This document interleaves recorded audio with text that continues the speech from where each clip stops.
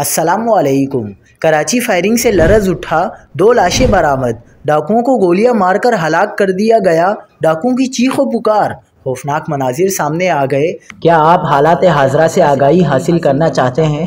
खबर के पीछे छुपे असल हक़ाइक़ जानना चाहते हैं तो अभी सब्सक्राइब कीजिए ज़िलमिल पाकिस्तान को और साथ ही घंटी के निशान पर क्लिक कर दें। आपको बताते चलें कि कराची शहर में फायरिंग और दीगर वाक़यात में बच्चे समेत 2 अफराद की लाशें मिली। 2 डाकू मारे गए गुलबहार के फिरदौस कॉलोनी में, जहां सादा लिबास पुलिस एहलकार बाहर अपने फ़राइज़ अंजाम दे रहा था। वहां अचानक 2 डाकुओं ने उस पर हमला कर दिया।